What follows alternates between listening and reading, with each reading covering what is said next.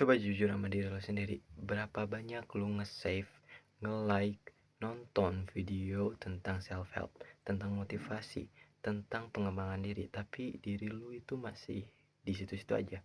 Gak ada yang berubah di dalam diri lo. Dan kenapa pribadi yang lo idam-idamkan, yang ada di isi pikiran lo itu masih menjadi hayalan belaka? Gue yakin bukan karena lo males, tapi memang hidup lo gak bisa diubah dengan hook konten yang durasinya cuma 1 menit. Sebagai contohnya stoikisme yang sering lo lihat dan sering dibahas banyak orang. Dan kelihatannya stoikisme ini suatu cara berpikir yang gampang dipraktekkan ke kehidupan kita sehari-hari. Tapi menurut gua ini tuh suatu cara berpikir yang lumayan agak berat. Karena banyak orang yang salah mengartikannya. Udah gua rangkum menjadi 5 kesalahpahaman orang-orang terhadap stoikisme ini. Ini kesalahpahaman yang sering terjadi, sering orang-orang salah pahami. Lu ngira stoik itu mematikan emosi yang ada di dalam diri lo, yang mungkin berdampak buruk nantinya terhadap psikologis lo sendiri. Yang padahal sebenarnya lu harus menjaga, bukan mematikan ya, menjaga dan mengontrol emosi lu agar ketika lu menerima suatu emosi lu tidak terbawa arus langsung gitu. Lu nggak jadi gampang marah, lu nggak jadi gampang sedih, atau bahkan lu kalau lu bahagia itu lu udah tahu takaran yang tepat.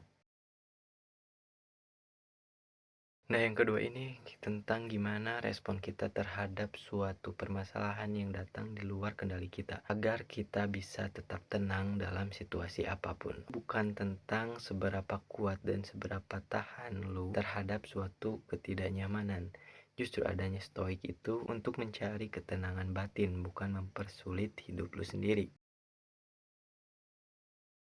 Lo harus tahu bahwa stoik bukan satu-satunya kunci untuk membuka sekian banyak gembok permasalahan yang ada di hidup lo. Lo harus tahu batasan-batasan yang gak bisa lo terapin stoikisme.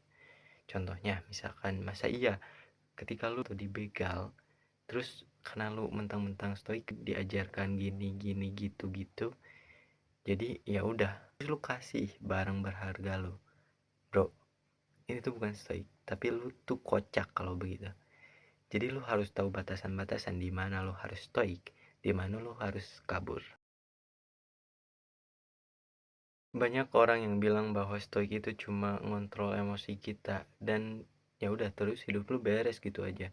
Padahal suatu cara berpikir yang kompleks gitu. Lu gak bisa mempelajari ini secara mentah-mentah. Kalau lu belajar sesuatu hal sendirian, lu bakal salah tafsir karena lu mengandalkan kepala lu sendiri.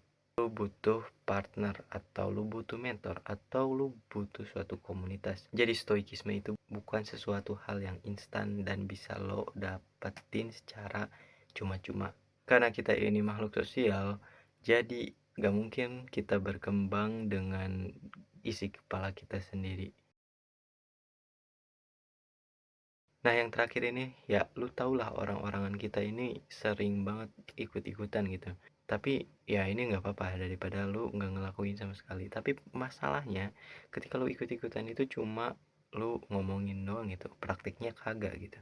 Jadi kalau misalkan lu udah mendapatkan suatu insight atau ilmu baru yang lu dapat, lu harus juga mempraktekannya. So bergerak bro, hidup lu nggak bisa berubah hanya karena lu nonton video secara rebahan doang gitu aja.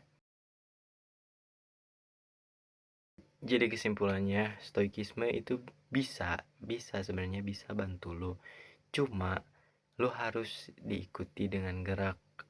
Tapi gerakan itu juga perlu di follow up, perlu di konfirmasi apakah lo selaras dengan ilmu tersebut. Begitu. Lo harus punya partner untuk saling bertukar pikiran. Dan kalau lo mau maju, lu gak mungkin kan lu ngurung diri gitu, lu mengisolasi diri lu.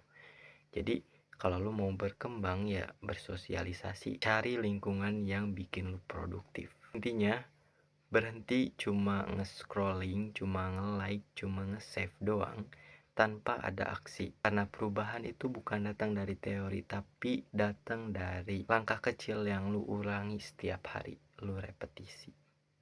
Oke, sekian aja video kali ini. Semoga bermanfaat. See you in the next video.